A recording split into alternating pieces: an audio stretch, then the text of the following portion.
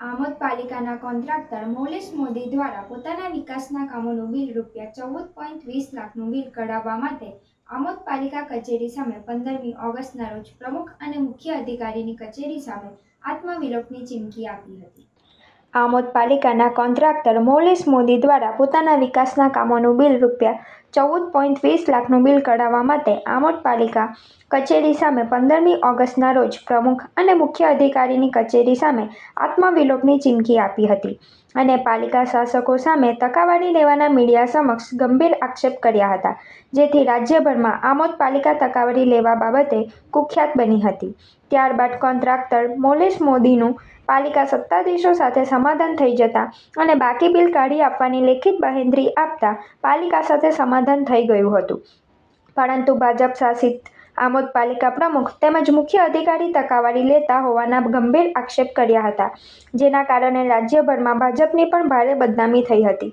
જે તકાવારીનો મુદ્દો હાલ સમગ્ર આમોદ નગર સહિત જિલ્લામાં ચર્ચાનું કેન્દ્ર બન્યો હતો, ત્યારે ભરૂચ જિલ્લા ભાજપ પ્રમુખ પ્રકાશ મોદી તેમજ આમોદ શહેર ભાજપ પ્રમુખ મિથુન મોદી પાલિકા શાસકોના આવા અણગત વહીવટને કારણે ભાજપની બદનામી થઈ હોય તેમની સામે ક્યારે પગલાં ભરશે તે જોવું રહ્યું, કારણ કે ભાજપના અન્ય સદસ્યો પણ તકાવારીના મુદ્દે ભારે ચર્ચાનો વિષય બન્યા છે। આ તકાવારીના મુદ્દાએ ભાજપની રાષ્ટ્રભક્ત પાર્ટીને છબીને ધૂળમાં ભેળવી દીધો છે।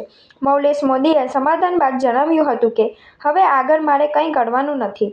મીડિયા અને સોશિયલ મીડિયા પર વિડીયો આપવાની વાત કરી હતી, પરંતુ એટલી હદે જઈ શકું એમ નથી। અમારી તમામ માંગણી સંતોષાઈ ગઈ છે। લાંચ સ્વરૂપે તકાવારી માંગતો વિડીયો તમે જે માંગી રહ્યા છો તે આ સમયે અસ્થાને છે। મારા બાકી બિલ અંગેની તમામ માંગણી લેખિતમાં સંતોષાઈ છે। આમોદ નગરપાલિકા દ્વારા બિલ પાસ કરવા માટે મોટી રકમ લાંચ પેટે માંગતા હોવાનો વિડીયો મૈલેશભાઈ મોદી દ્વારા ફેસબુક ઉપર મૂકવામાં આવ્યો હતો, જે પોસ્ટ તે બાબતે શું કહેશો? મૈલેશભાઈએ સોશિયલ મીડિયાના માધ્યમથી જે કહ્યું હશે અને એમની પાસે જે કોઈ પુરાવો હશે એમાં મને કોઈ તકલીફ નથી ને અહીંયાથી એવું કોઈ માંગણી કરવામાં આવેલ નથી। આટલો મોટો ગંભીર આક્ષેપ છે તો તમે બદનક્ષી કે માનહાનિનો દાવો કરશો મૈલેશભાઈ મોદી સામે?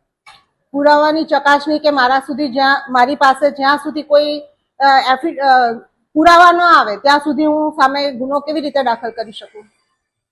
પુરાવા માટે મેડમ આપણે સોશિયલ મીડિયામાં સમાચાર પ્રસિદ્ધિ થઈ હતી, તો પુરાવો છે।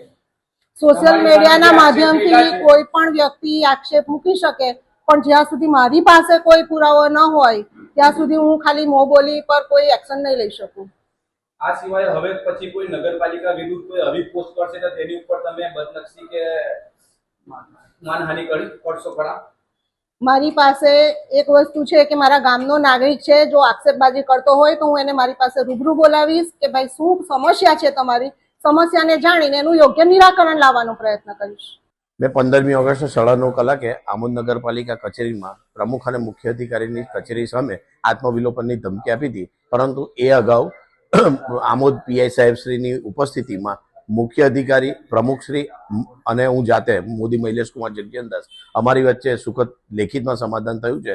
એમણે જે કંઈ મારી બિલો અંગેની માંગણી હતી તે તમામ બિલોની માંગણી લેખિતમાં સ્વીકારી છે, એટલે હવે મારે કંઈ કરવાનું રહેતું નથી। મીડિયાને વિડીયો તમે આપવાની વાત કરી એ વાત કરી હતી, પરંતુ એટલી હદે હું જઈ શકું તેમ નથી। એમણે બધી લેખિતમાં માંગણી મારી સ્વીકારી છે અને મારી જે માંગણી હતી તે સંતોષાય છે, તેથી કોઈના પણ દાબ દબાણ વિના સમાધાન થયેલ છે, એટલે એ સમાધાન સ્વીકારી ને હું આપવા તૈયાર નથી। આવતીકાલે નગરપાલિકા તમારી સામે બદનક્ષી દાખલ કરશે તો? બદનક્ષી દાખલ કરશે તે વખતે કાયદાની મર્યાદામાં રહીને મારે જે રજૂ કરવું હશે કે જે કંઈ કરવું હશે તે હું કરીશ।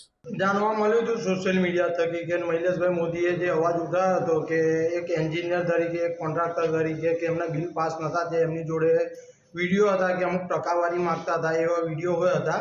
એ એમને સોશિયલ મીડિયા પર ચર્ચા ઘણા દિવસથી ચાલી રહી હતી। મૈલેશભાઈ મોદીએ જાતે ચીમકી આપી હતી કે 15મી ઓગસ્ટના દિવસે મેં આત્મવિલોપન કરીશ, પણ મૈલેશભાઈ મોદીએ એ જે સમાધાન થયું છે તે બહુ મોટી વસ્તુ છે કે આત્મવિલોપનવાળી જે વાત હતી તે સમાધાન થયું તે બહુ સરસ વાત છે। પણ અત્યારે 15મી ઓગસ્ટ સ્વતંત્ર દિવસ એટલે કે આઝાદીનો માહોલ દેશ મનાવી રહ્યું છે, તે જ દિવસે મૈલેશભાઈ મોદીએ જે ભ્રષ્ટાચાર કરી રહ્યા છે એમને પણ ખુલ્લા આઝાદ મૂકી દીધા છે એવું જાહેરમાં દેખાય છે। બીજું કે આજે બંધ માઇન્ડે એમને જે સમાધાન થયું છે એ આપણને ખબર નથી કે ટકાવારી આપીને સમાધાન થયું છે કે વગર ટકાવારીએ, કારણ કે અગાઉ કોન્ટ્રાક્ટરો, હવે નવા કોન્ટ્રાક્ટરો જે કામ કરશે તેમના બિલ પાસ નહીં થાય તે પણ આત્મવિલોપનની ચીમકી આપીને અમને બિલ કઢાવશે, એ ચોક્કસપણે દેખાય છે. બીજું કે અત્યારે આપણા મહિલેશભાઈ મોદીએ જે આપ્યું હતું કે મહિલેશભાઈ મોદી અત્યારે જે ચાલી રહ્યા છે એમને અત્યારે જે કરવાનું હતું કે મીડિયા સમક્ષ એમને જે એમની જોડે જે હતું પ્રૂફ તે આપવું જોઈએ, કારણ કે અગાઉ કોઈ પણ સરકાર બેસે કે આ ભ્રષ્ટાચારી સરકાર હોય તે અવને ટકાવારી માગે ના, કોઈ પણ કોન્ટ્રાક્ટર જેથી કે ગામમાં સરસ વિકાસ થઈ શકે. અત્યારે વિકાસ દેખાતું નથી, એકલો ખાલી ભ્રષ્ટાચાર દેખાય છે. ઘણા બધા સમયથી ચાલુ જ છે કે આ સરકાર જેની બેઠી છે ત્યારે આમોદમાં ભ્રષ્ટાચાર ને ભ્રષ્ટાચાર જ ચાલે છે.